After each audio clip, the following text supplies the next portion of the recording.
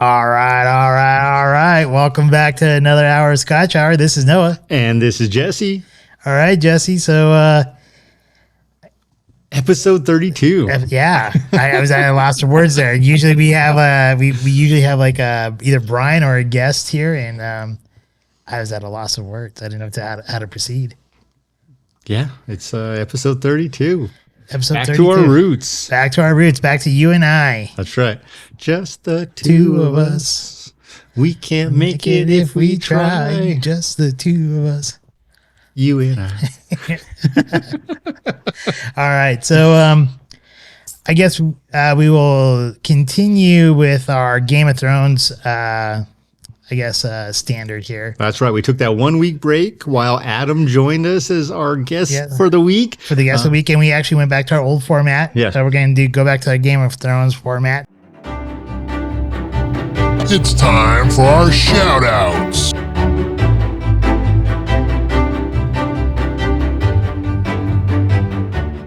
Yeah. Okay. So you said you had some? For shout outs, first things first for me, Verstappen and Honda for keeping this F1 title fight alive once again. Thank you guys so much. I really appreciate all the hard work that goes into any F1 team, but really what you guys have been doing there. Verstappen, great driving, lots of maturity over the last couple of years, and Honda, amazing product you have given these title contenders. So really appreciate that. And I've always thought highly of Honda. Still rather drive a Ferrari, but I've always thought highly of Honda. And really, that's my big one. The other one would be like, hey, Adam, thanks for being on the show last week. Those are good shout outs. So I'm going to give a shout out to 20 Mile Tap House. I know we reviewed them, I don't know, maybe a couple months back. But in order to celebrate my brother's birthday, which is Adam, who joined us on the last episode, I did take him over there to the 20 Mile Tap House, and he really enjoyed it. He really liked the wait staff. It treated him well, and he really did enjoy the food there. So I just want to give them another shout out for a job well done. Yeah. Just give a shout out to Aaron. Yeah. Hey, Aaron, thanks for Aaron. giving Brian so much marble cake. He has disappeared off the face of the planet, can no longer be one of our guest hosts.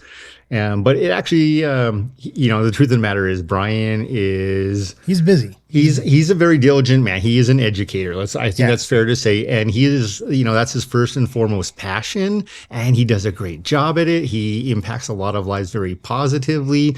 And I really, I fully support him deciding that he needs to give all of those kids, of which I have two, two kids in school as well, all those kids his full attention. He really wants to be the best teacher possible. So Brian, cheers. We miss you. Cheers. Yeah. We miss you. Shout out to you. And we wish you were here, but we understand.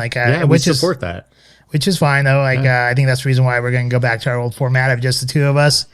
And then we'll just occasionally have some guests in. So that way we can build back having some consistency in our show. Yeah, absolutely. We're looking forward to it. But we do, again, Brian, fully support you with your focus and your endeavor. And that's just amazing. So thank you for everything you do for those kids. Restaurant Review.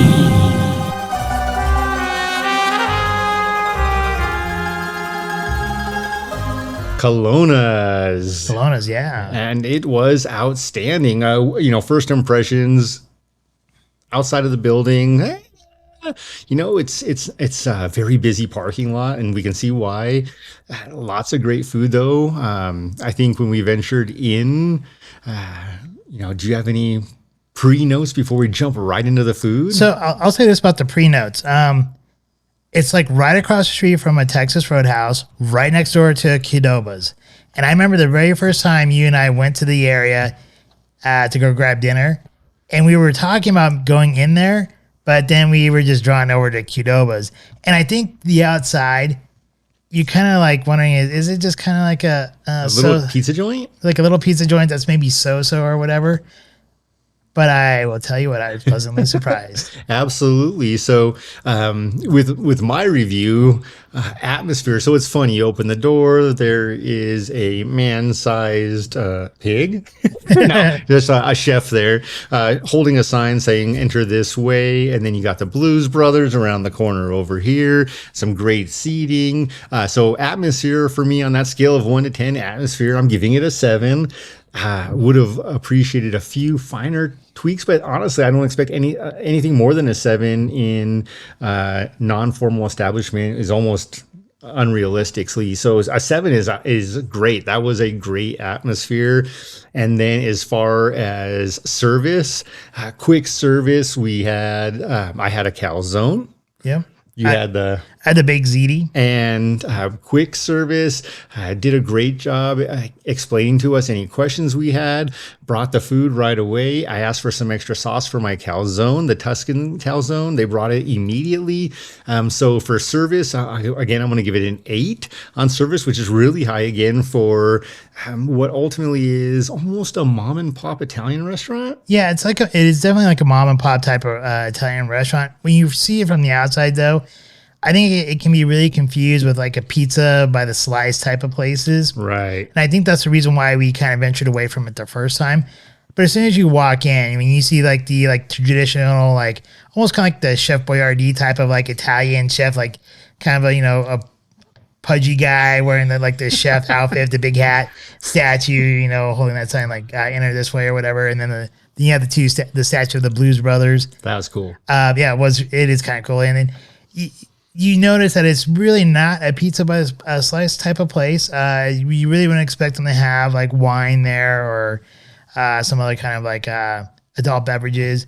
I still haven't tried the tiramisu there. Usually that's one of my judgment calls there, seeing how great an Italian place is. But I will say the dough that they use on the stromboli I love it. I think it's great. And it's, I don't know, I would almost say that there's something slightly a bit different what they do with the dough for the stromboli versus the calzone, but the calzones are great there.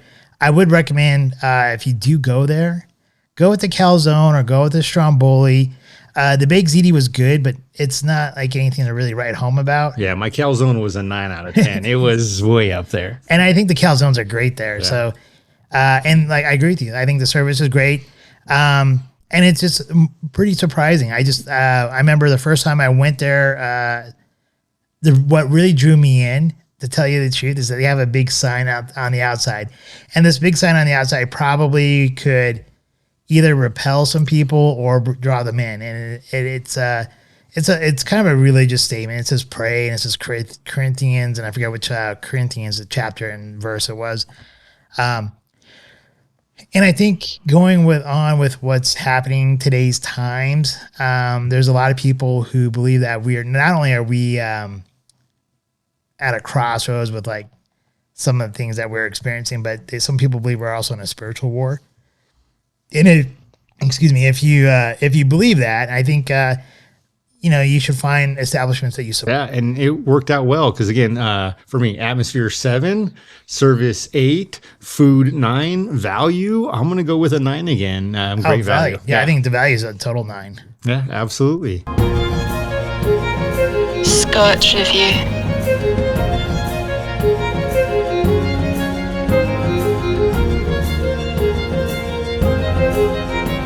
Should we go ahead and draw this week's Smarter Challenge and then venture into the Scotches? And then at the end of the show, we're going to start drawing again the next week's Smarter Challenge. So you guys have an opportunity, and we actually have an opportunity to do a little research and know and really focus and hone in on what we want to speak about that drew us to some of these topics. Yeah, I think that would actually be really wise to draw. Like, I know at first we thought it'd be really fun just to randomly draw. But I think what it caused is that we built up such a great following of those who love the Smarter Challenges. It gave them time to research and basically, I guess, I don't know, maybe fact check us or whatever, or absolutely, or say like they didn't agree with us on like what we're talking about, or support us on what we're talking about. So I think here this will be the last random draw. Mm-hmm. It will be a random draw at the end of the show, but we will know what the topic is, so we know what to prep for. All right, so possible topics. Gods. We're talking about Zeus versus Poseidon versus Hades. We're talking about witches and witchcraft, zombies, really the White Walkers from Game of Thrones. And finally, dun, dun, dun. Astrology. That's right. All right. All right, so just to let you know, most of these, except for the gods part, they actually do relate to the Game of Thrones. Like the witches, you have the Red Witch, which hung out with like Stannis most of the time. And then you have like the White Walker zombies, and then in astrology, that kind of plays a part in there with that comet that flying over and brings about the dragons and stuff. So I mean, for me, the White Witch brought Jon Snow alive. That's the kind of person I want on my side. all right, let's see what we got here. I got two. Zombies. All right. All right. Excellent. I think we can talk fairly decently on this one here. Maybe. All right. That gives us a few minutes to think about zombies. You guys get the same opportunity as we introduce dun, dun, dun, the Scotches. The Scotches. So remember, zombies, how it relates to the White Walkers in Game of Thrones. That's right. And we might venture a little bit off topic. Just a little bit. We never do that. All right. This week, we have the Singleton Glendullan Select versus the Lagavulin 9 years. You got any like pre-introduction to these two as we get started? Well, I do know how you pronounce it? The Glendullan? Glendullan. Glendullan. I do know that right there is the distillery that they use for the single malt scotches from Singleton for the United States. That's right. Or for North America, I think. Mm-hmm. Lagavulin, well, I know we're all big fans of Lagavulin to begin with. Singleton was a surprise with their normal kind. So Yeah. hopefully this will be another pleasant surprise. It will be. I have no doubts. So the Singleton, 40% alcohol by volume, the Lagavulin of 46. So that is a noticeable difference. We're talking about more than 10%. 13%. 40 to 46. Isn't that only 6%? Alcohol by volume? Oh. I'm like it's like 40, 46. Because math. I mean, math's hard. I really like the color of this. It's got a great color. It's got a nice dark amber to it. Mm-hmm. Almost like a orangish color.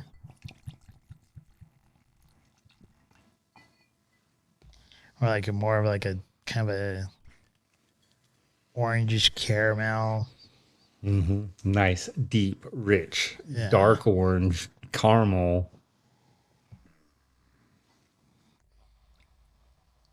So the Singleton is Speyside Scotch versus the Lagavulin and Isla. Shout out to our earlier episodes of Islay. Islay. Really pronounced Isla.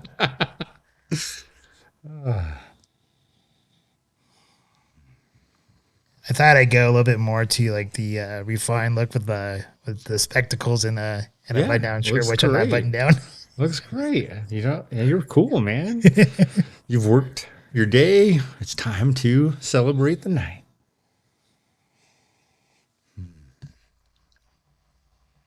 Right off the bat, I am smelling a little bit of that vanilla. Yeah, it's like a vanilla apple. Mm-hmm. It's like a delicious red apple, maybe like just a hint of of an apple there with some vanilla. Yeah.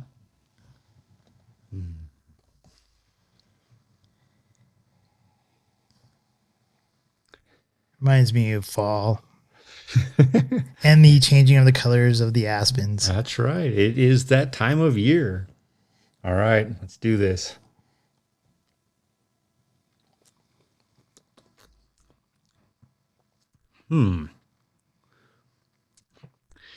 Interesting. I'm getting clove in the middle, but the front of it's very mild, almost too mild for me.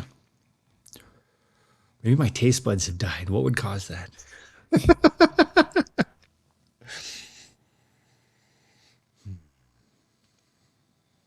The nose is fantastic. Strong vanilla apple, as you mentioned. Now after tasting it, even a little bit of the clove at the nose.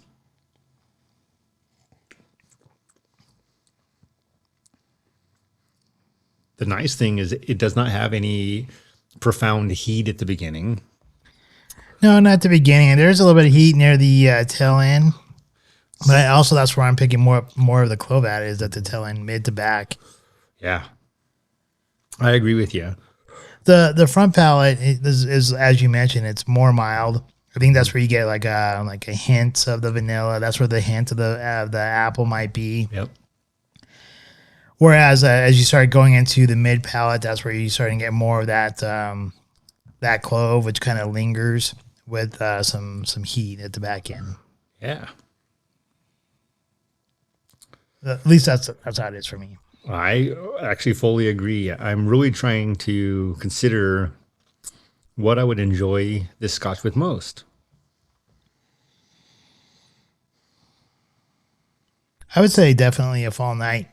Like maybe like a night like this evening. Fire outside. Fire outside by the fire pit. If you're gonna enjoy something other than like a mild cigar with it, maybe I don't know. I can definitely see like some kind of like some kind of custard or maybe even some kind of like some kind of fruit pie of some sort. A fruit pie might also help bring out more of the vanilla and the apple. All right. Well, I'm going to let this one breathe for a minute. Might even add an ice cube in here in a little bit. Yeah, let's go ahead and try the Lagavulin. The Lagavulin, again, in comparison, 46% alcohol by volume versus 40. 6% in comparison of 100% volume, right around the 13% mark, is pretty significant. Lagavulin and Isla Scotch. Easily. Lannisters, the Lions. Oh, we didn't really talk about Singleton's actually a part of House Tully. That's very true. So for those of you who've watched Game of Thrones, or maybe you haven't, House Tully is where Sam came from, which is Jon Snow's basically like best friend. He was kind of a scaredy cat. Didn't he didn't want to fight. He's more of a book person. Kind of found his spine when he was out beyond the wall to the north when he met the wildling lady Jenny. And he defended her from the White Walkers, killing one of them with a dragon glass. Jon Snow then, after Jon Snow became the new head of the Night's Watch, sent Sam to I think it's called Old Town or something like that, to where he can become kind of like a maester or something, or maybe like a modified maester, because they're not supposed to get married or hang around with women and stuff like that. But he had Jenny now. Smart move, man. And and then his dad was a total jerk to him. Because he would not fight or pick up arms or anything like that, his dad sent him to the wall and didn't want him to take over the house name. And so he left that left his younger brother, and both the younger brother and his dad were killed by Daenerys by her dragonfire. That's right. So sad. So sad. Not. All right. So the Lagavulin 9. Oh, wait, is that House? Tully? Well, yeah. You got the. Wait, I think I might give the wrong house, though.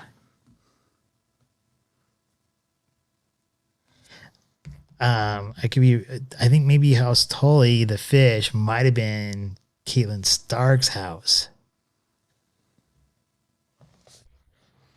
We're We're going to do our deep research and ask the Google. I think I just totally screwed all that up. So if Tully is Catelyn Stark's house, where Catelyn Stark is from, You're right. it is Catelyn Stark. Yes, they're the lords of River Run. So Catelyn Stark is actually from House Tully, and then her brother lost they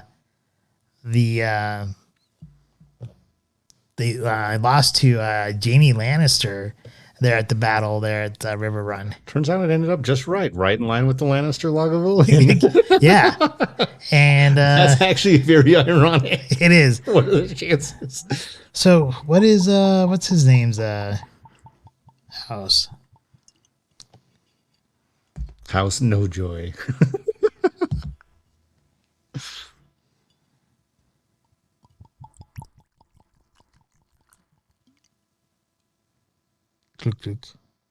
I saw that look. Thank you, so much. Have another. Thank you, sir. May I have another? Well, for those of you who listen to us still, if you know what house Sam was a part of, let us know in the comments. And you can tell me how much I screwed up there on that one. But in any case, house Tully, I forget what her brother's name was, but her dad died. Her brother took over. Not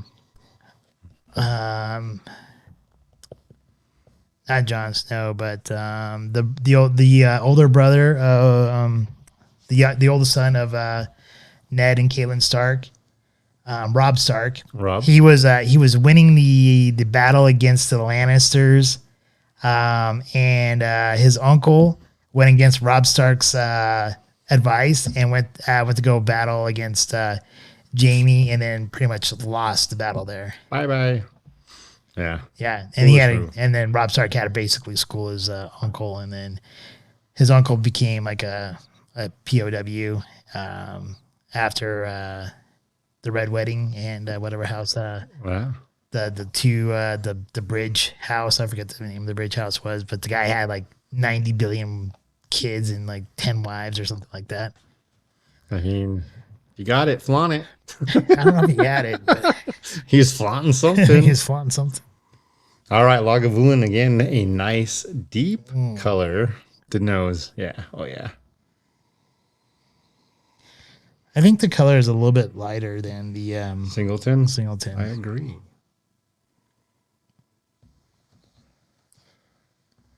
And this one here, you are getting more of that wet leather tones. Wet leather, little peat. Yep. Not too heavy in the smoke, at least not on the nose. No, but there are little nuances, little dances of smoke here and there. Just enough. Just Maybe, enough. maybe. We're about to find out. We go in deep.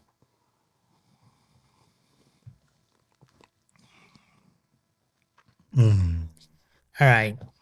Game over.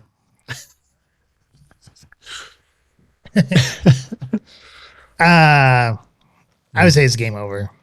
But then again, I was already partial to Lagavulin. I mean, it has a bold front, not overpowering, not hot. Lots of wet leather, peat, mild smoke, which is really good after enjoying that bottle of Smokehead with Adam, which was very smoke heavy. This smoke is just about perfect. And then... Which is weird because like my palate has like changed so much over the time. Like, I was, with the heavy peat, heavy smoke, with the Big 10. That's what I really consider like a good solid one, especially for the price point. Then I've kind of gotten more into the Oban, which is not as heavy peat, heavy smoke, but more maritime and a little bit more like more finessey than this. Mm-hmm. And really, I think if you really think about it, Singleton should be more probably closer to the Oban than the Lagavulin, I would think. The Singleton leaves me wanting at the front, and the Oban never does. That's the biggest difference. Is the Oban's well balanced, beginning, middle, end, much like this Lagavulin right now, well balanced, bold, but not overpowering throughout the entire nose, palate, the front, and the tail. It does not leave me wanting like the Singleton did. I think I would agree with that. So I think that's why I'm saying it's odd that I would go Lagavulin because I'm like being more of an Oban type of person as of late. Good Oban. You sound like a good omen. But then like going back to Lagavulin, like that kind of like it still hits really great notes. Like if you're talking about between the two, the Lagavulin is definitely, in my opinion, more balanced. It does have the earth tones that I do. I also enjoy a lot of earth tones. I mean, that's why I love Bordeaux and Italian wines and stuff like that a lot. But I think here there's not where the Tully or the Singleton.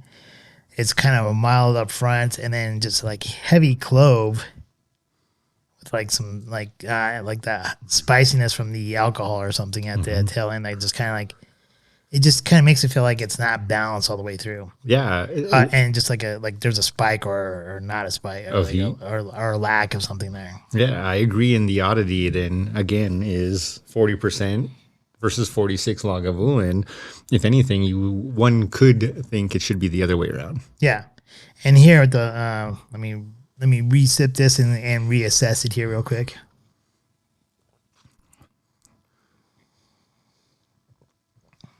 This I could have with a calzone. This I could have with creme brulee. This I could have with tiramisu. This one here, the Lagavulin, is definitely there's no like real dips or real heavy spike. No large dips and no heavy spikes. So comparatively, this is a lot more balanced than the Singleton. That's right. And if I was gonna go for one that's like better all the way around, it's gonna be the Lagavulin in this case. Yeah, absolutely.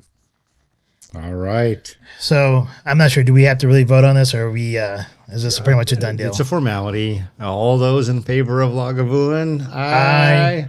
All those in favor of the Singleton. Oops. All right. And it passes with a Lagavulin unanimous vote. That's right. There is no guest to contradict us. Smarter challenges.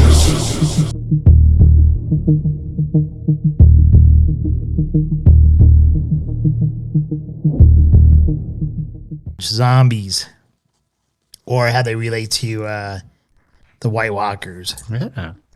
So I think when we're first introduced to the White Walkers, it seems like very much like they could be zombie-like creatures. There's a pretty big, I guess, resemblance to. Yeah, I'll try it with the cube. Dun, dun, Dun, dun, dun, dun, dun, dun, dun. Get in there, Darth. Don't you like your home? Get in your home. Sorry, a little bit of Adam Sandler there.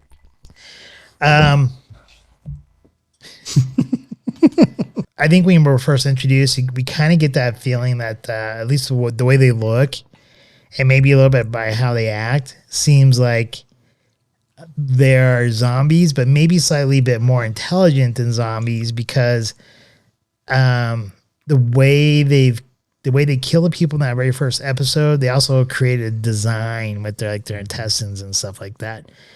So, but they do die and then come back to life later on, being part of the undead, which really kind of resembles like the whole zombie thing. Like, what's kind of like your initial take? It very much does resemble the zombie. The White Walkers resemble the zombie, but more so, they also resemble much like a vampire, if you will, where they die and then they come back to life.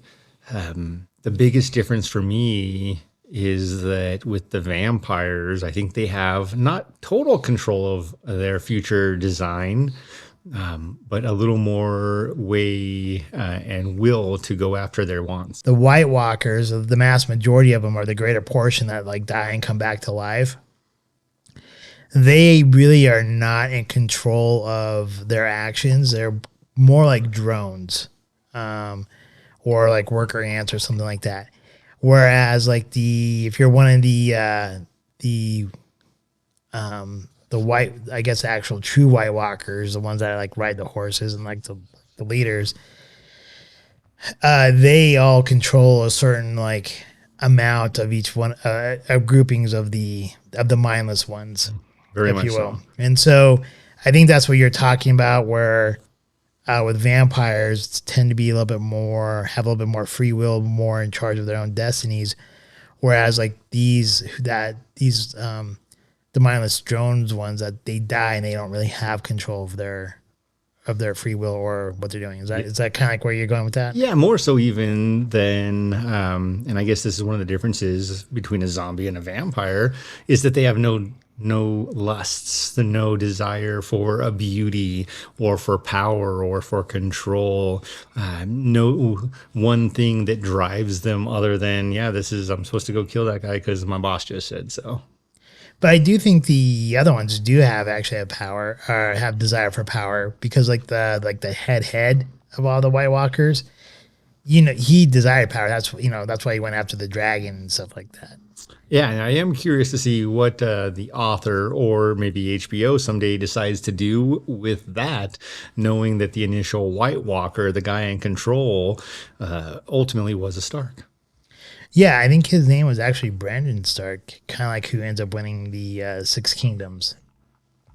Some things change and always stay the same. Yeah, exactly. But I think that's not really told in the TV series as much as I believe it's told in the books who the original White Walker was or who it's suspected because Nan, I think that's the name of the kind of like the nurse or whatever that takes care of the Stark kids.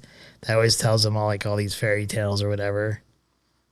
I think she's the one who talks about it in the books. Another interesting thing you didn't mention about the desire for power amongst the leaders, not just the main one. First of all, step back, costumes, A+, you guys, awesome job making everyone from the actual king of the White Walkers down through the main generals, if you will. Awesome costumes, looked of power, frightful, someone you would expect to be in that position. Further down the road, again, they're all drones or zombies, literally zero interest or drive, but without even showing emotion, those costumes absolutely gave it to you. Oh yeah, definitely. And I think it's kind of weird. I think we can almost talk about how up until this point, before the White Walkers, right? We talked about how Ned Stark had he was very about morals, right, and codes and stuff like that. And he ends up killing the very first Night's Watchman that warned him of the White Walkers. Yeah. Right. And you have to think about this. Up until this point, there's probably been at least generations where there's been no signs of a White Walker. Most people thought it was a myth. They just knew there was a white wall, there's a big, huge wall of ice up north. And then, the dragons were a myth. And all of a sudden, you got White Walkers coming back to life. You got dire wolves showing up. Dragons now are showing up. All these mythological or what people would have perceived as being mythological creatures and stories from the past actually now happening and becoming true. Yeah. And that introduces a potential segue or tangent, if you will, mythical creatures. Yeah, what about mythical creatures? I mean, what do you think about the Yeti or Sasquatch, Nessie or the Loch Ness Monster, fact or fiction? When it comes to Nessie / the Loch Ness Monster, because that's her name, right? They're one and the same there. I would say that I don't think there's been enough proof out there saying that it's real. However, on the flip side, I do think there's been mention of some sea creatures that can get to become that large and that can actually get into that lock area to where it could be possible that maybe somebody had seen something in the past, but I'm not real positive about it. So this one, I'm going to say I think it's mostly bunk, but there's a slight possibility it could be true. When it comes to Bigfoot / Yeti / the Abominable Snowman, I very much do believe they do exist. Well, clearly, at one point in time, we were chasing him. Right? No, I do think there's an author out there. I forget what his name is. It begins with the letter P. I want to say it's Paladin or Paladine or something like that. But he wrote this book called Missing 411. And not saying he doesn't really talk about Bigfoot in general, but he does talk about how the U.S. National Forest Service does not keep record of the people that go missing in the national forest, and there's a lot of people who've gone missing, and like there's like Brian. there's like I think he's written like 4 books called Missing 411, and he called up, and he's a former police officer, and he's called up the U.S. National Forest asking for records of the people who've gone missing, and they're like, no, we don't have records. And he's like, what do you mean you don't have records? And they're like, yeah, it costs too much. And he's like, how does it cost too much to do an Excel sheet to like put names on there? And like, yeah, we just don't keep track of them. And the weird part is like every area, like there's like actual like hot spots where people go missing. Colorado's a big hot spot. And there's also underground tunneling systems that are in the areas where like a lot of these hot spots are. And so some of these stories are kind of weird, like where I think one of them that happened here in Colorado, the kid goes missing. They canvassed the mountain, they canvassed the whole trail and all that stuff. Couldn't find anything. And then like a year later or something like that, they find the kid's clothes and shoes all nicely like folded and stuff on a rock in an area that was already like canvassed. All right. And so some people believe like it might be like Bigfoot or Yeti. Some people also believe that it could be part of like the whole like child trafficking, deep state stuff. And Oh, that's definitely more likely. maybe, but I mean, like no one can really explain it though. Something it's like aliens type of thing, All right. Here's where or ant people. Yeah, here's where I think that the segue U-turns and tangents back to zombies. Okay. Because zombies believable or not.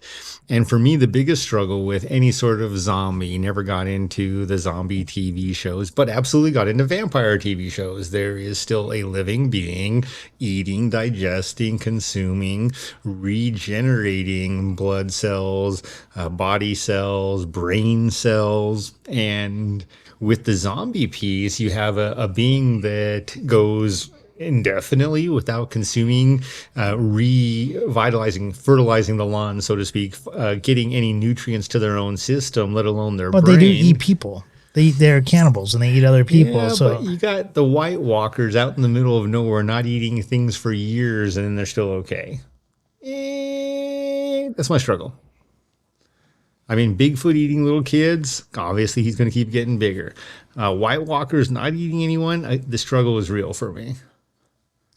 Yeah, but are the White Walkers like sitting there sucking blood? How are they regenerating then?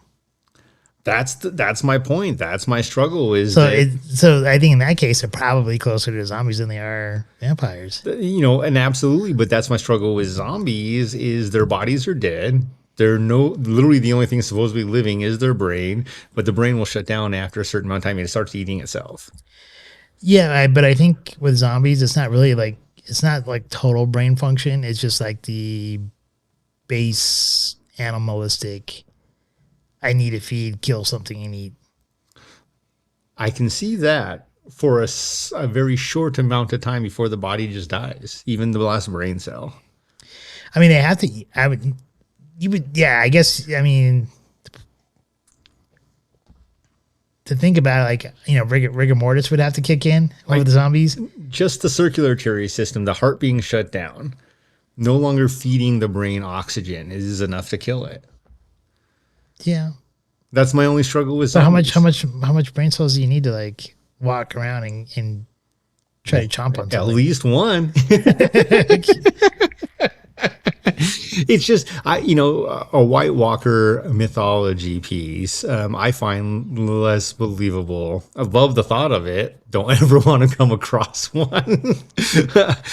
Hate the thought of a zombie. Think that is much more realistic, but also that the lifespan would be very finite, very short, measurable based on temperature. There is a science. Well, I think there's a zombie movie called 28 Days, because I think that's in the premise of that movie, and I could be totally wrong. Like people who are like more into horror movies or whatever can totally correct me if I'm wrong. You can put it in the comments area or whatever. Right.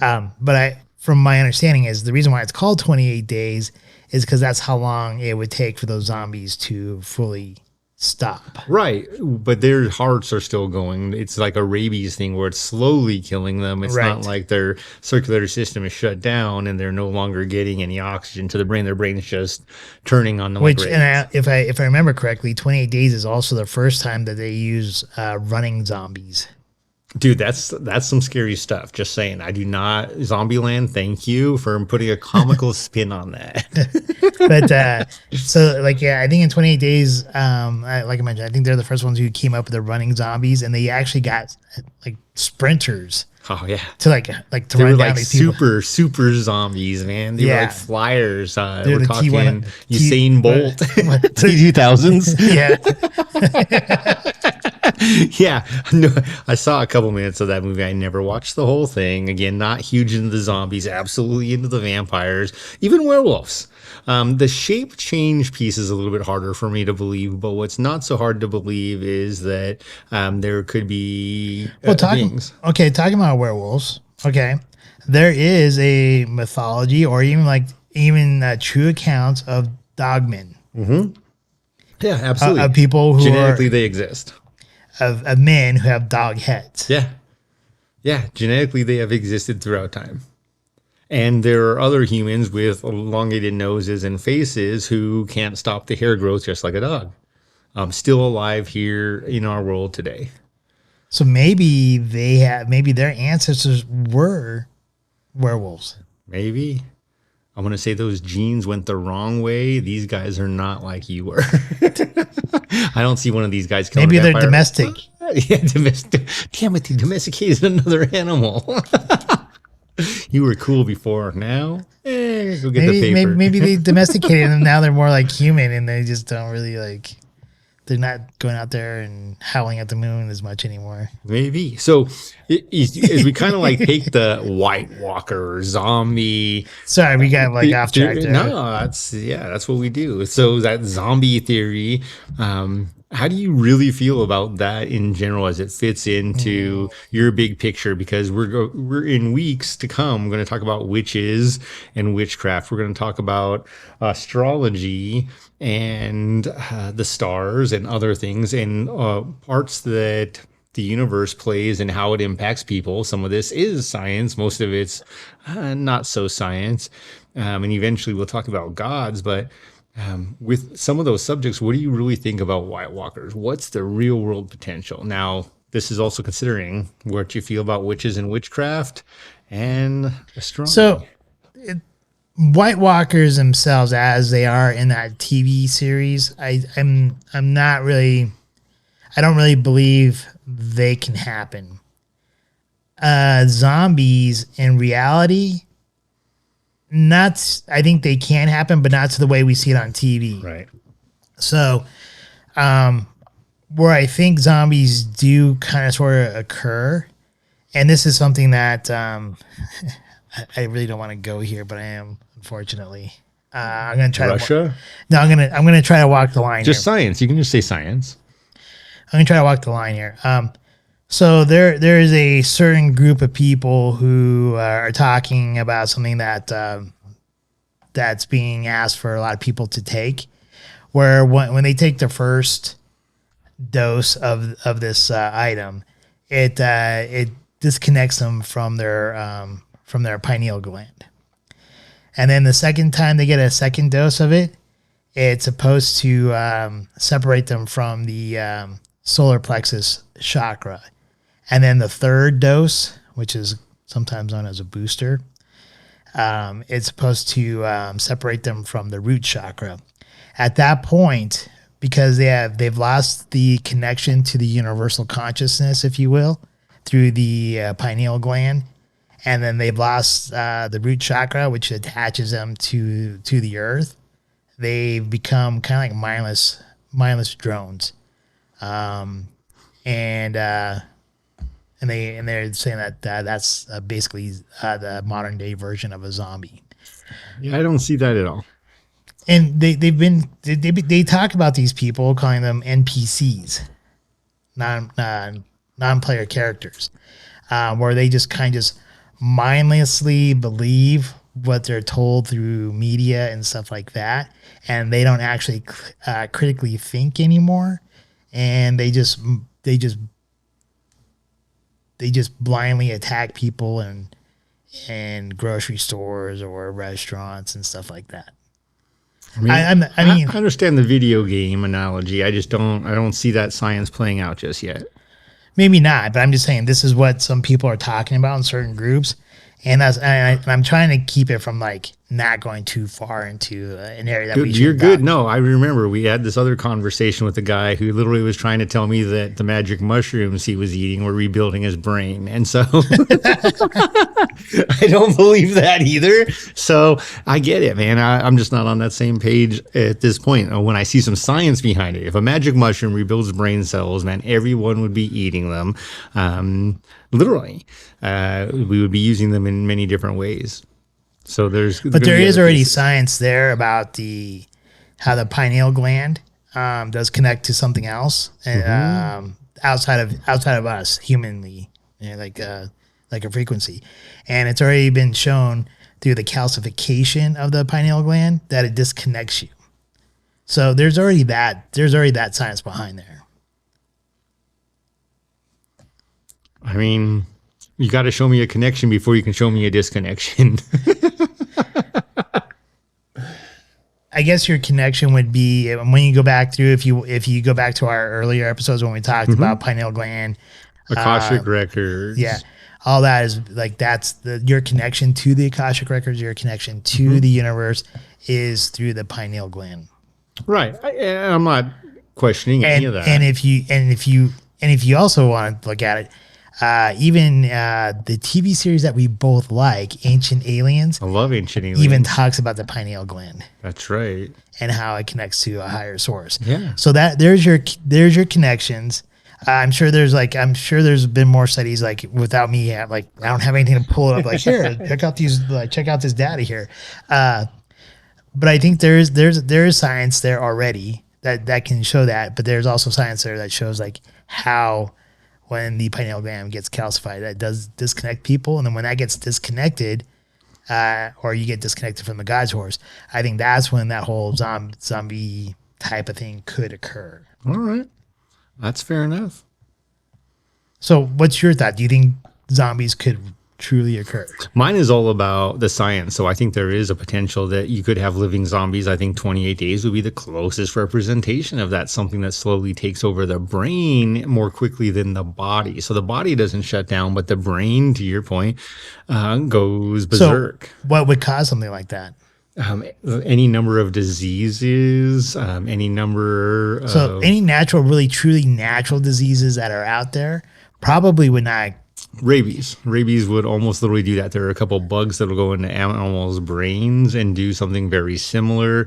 There are microorganisms that will do the same thing. I would say you probably have a greater chance something that is man-made creating that. Like a man-made virus. That is a pretty powerful man and a pretty powerful virus. But Well, we talk about... sorry, go ahead. No, it's... there's no genuine scientific backing. I saw this video today, this lady trying to talk about what she was seeing on this slide. And she's saying, I've got no photographic proof that this exists. And then she starts showing photos of it.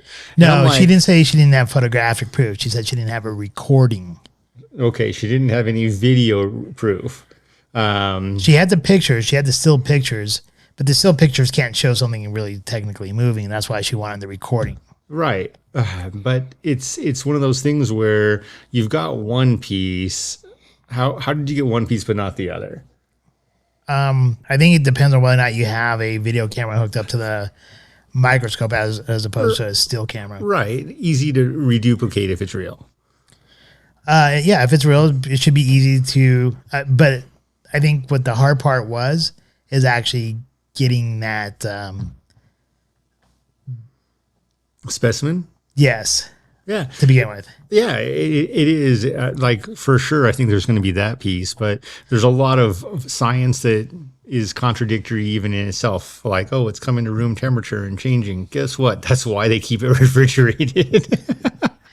Well, you have to wonder about something that has to be refrigerated at close to like Kelvin or like the absolute zero or whatever it is. I don't disagree. I just look for Like- science fact before I go with science fiction. So if I'm asking like science fact, right? Like in order to store something that's like pretty close to absolute 0 and you have to inject it into a human host.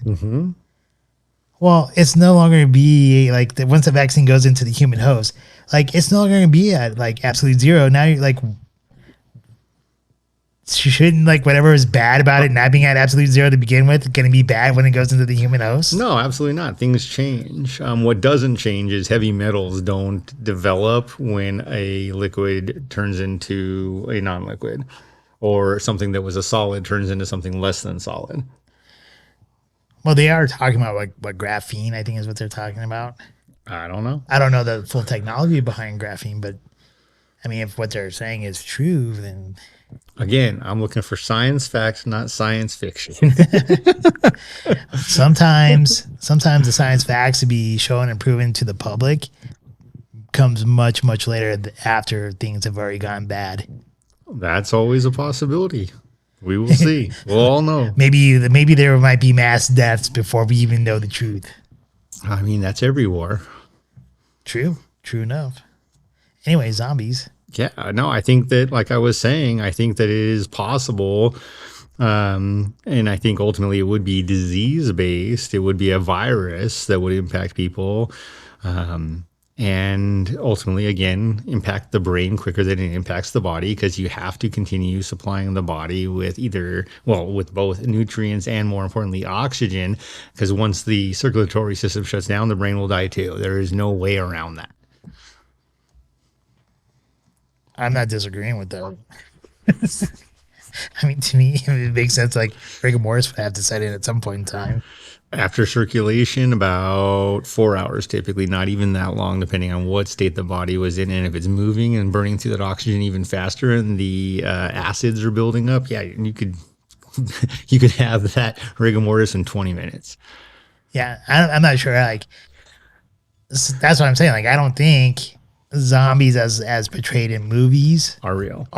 Right. But I do believe you can have brain dead people. Oh, they're everywhere. Hi.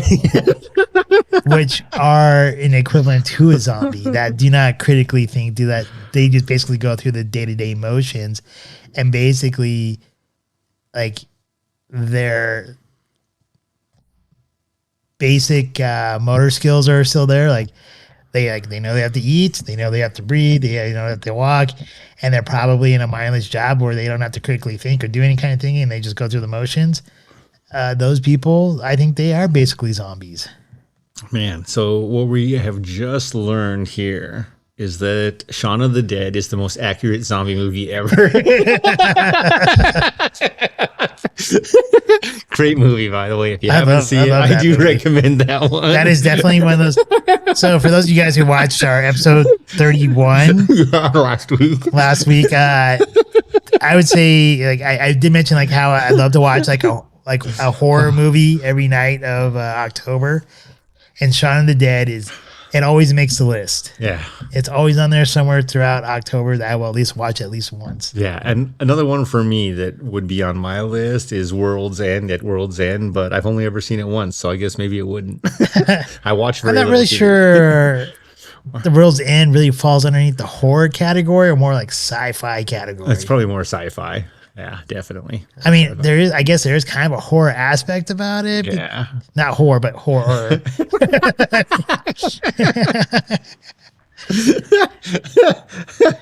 Yeah. But yeah, I mean, for me, that's the thing with zombies is I think there are some great portrayals of them out there, and then some less than great, but absolutely just, the backing behind of it. The White Walkers piece, I do struggle a little bit with. I love the idea of it, unless there's one chasing me, like I said. Well, I mean, if we're going to be talking about Game of Thrones, we're talking about dire wolves, we're talking about dragons, White Walkers. Like, how often have you seen a dragon? No, it's been a while. and like how 5 realistic? lifetimes ago. How realistic is it to see a fire-breathing flying dragon at this point in our lives. I mean, they're working on it. There's some guy in Sublab playing with jeans with a little chicken that's got fire coming out. Probably.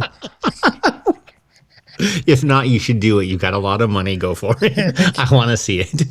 But in any case, so yeah, I mean, I guess if you're talking about like how realistic and everything that is, I mean, you got other things going on in Game of Thrones that's just as much unrealistic as the White Walkers are. That's true. But I do think the White Walkers make for a pretty good boogeyman for the TV series. Oh yeah, or even the book. Absolutely, yeah. Well, anything else? Any more go backs for the White Walkers? No, what about other mythical and mythological creatures? Oh, I don't know. I mean, we did briefly touch upon werewolves, the dogmen, Bigfoot. Yeah. I don't know if there's any others that super believable. Yeah, not really sure. I think there's Kraken. Honestly, I think there is a Kraken. Just like I think there's like squid. a mega shark out there too somewhere. Oh yeah, that's what I'm talking about. All right. All right. Just don't attack my cruise ship. The older I get, they stay the same age. Yeah, it's because Krakens apparently live forever. Matthew McConaughey both. Yeah, that's right, man. We want our green tablets back. Still running through Parker right here. Yeah. All right. Should we draw? See what our next week? We should. All right. Has that one been used? Here. I'll just go like this. Just put it on the table. And I'll just. Okay.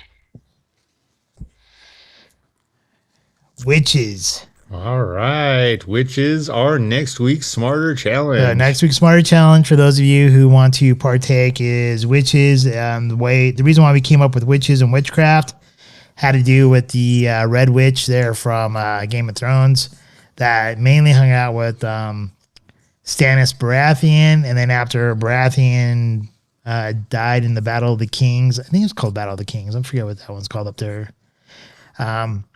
Then she hooked up with Daenerys and Jon Snow.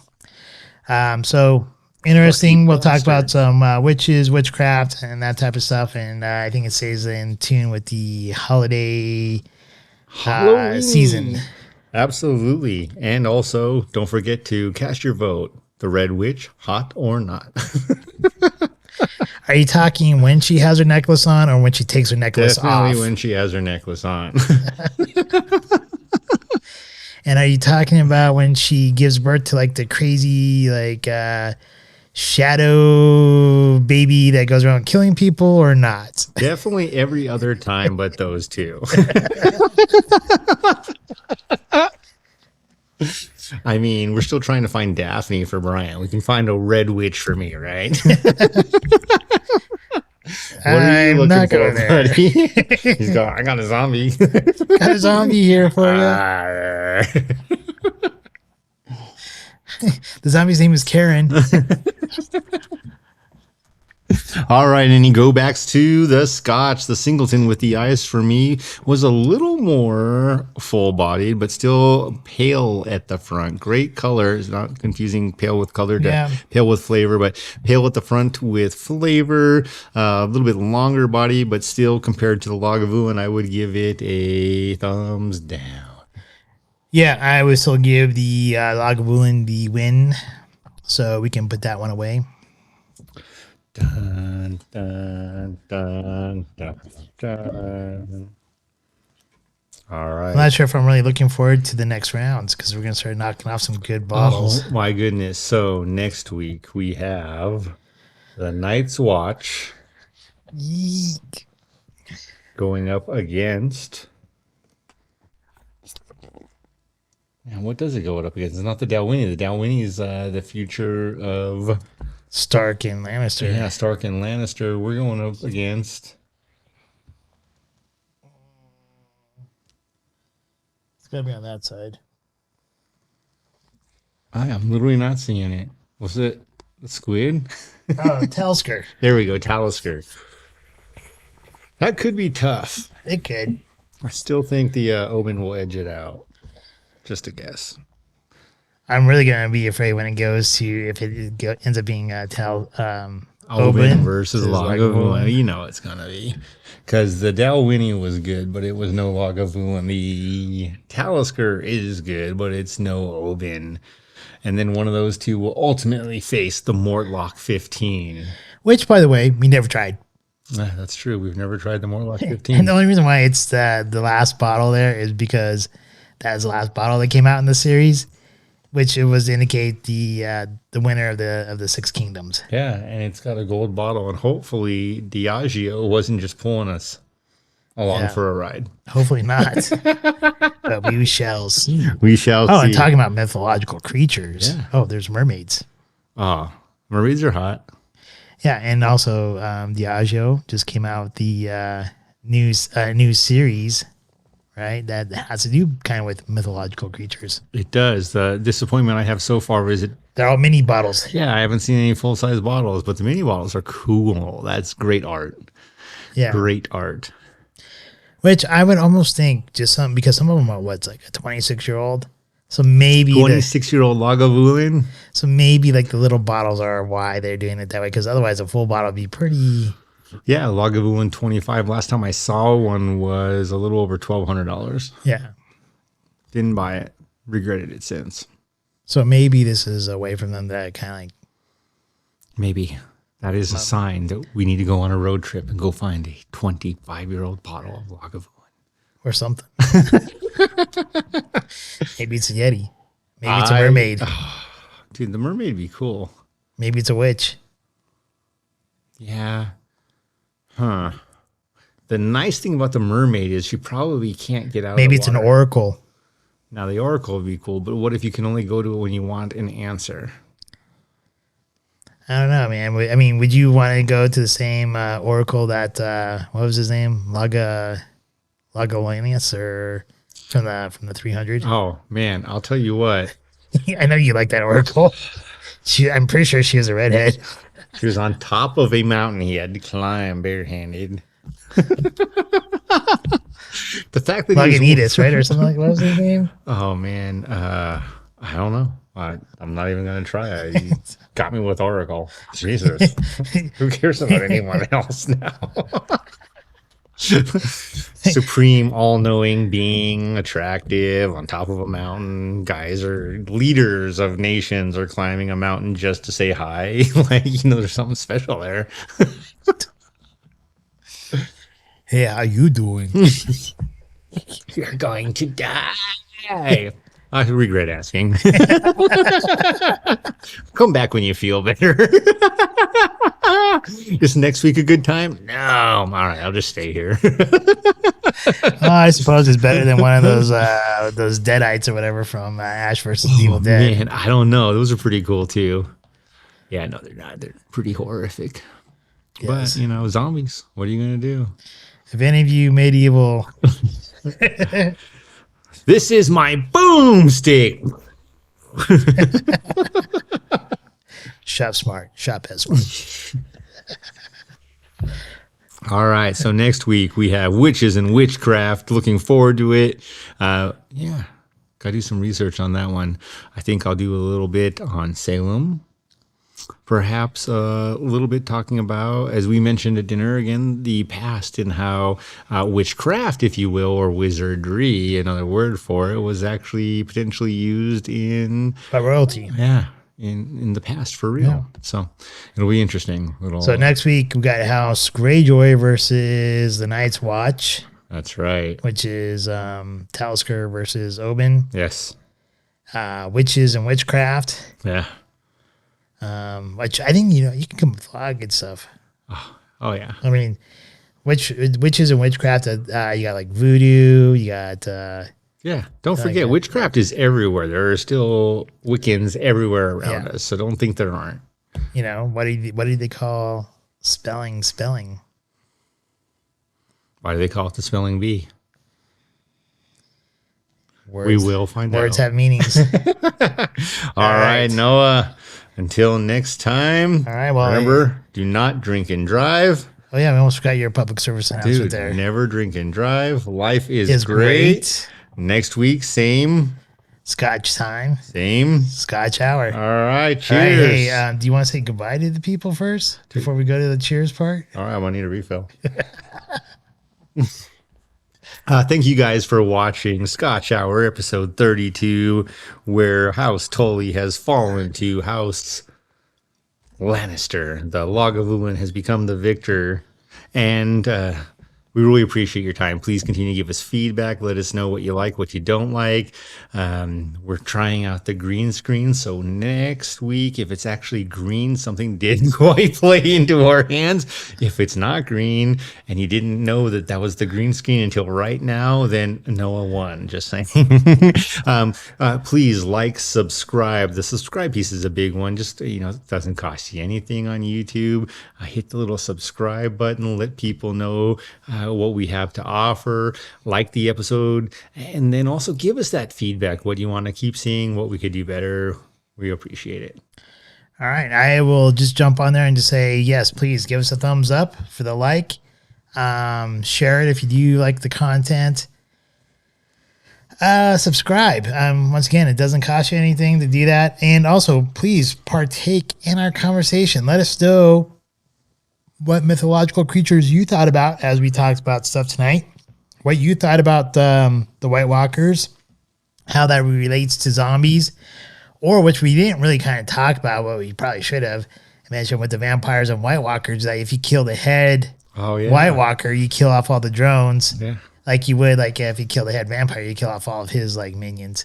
Any case, that'll be a future subject. We know that vampires and werewolves will absolutely be. But so with that, if you did enjoy us, we want to thank you again. We appreciate every one of you that that watches us or listens to us. And please become a Patreon member and give us that support. That does go back into our podcast for you to either upgrade our equipment.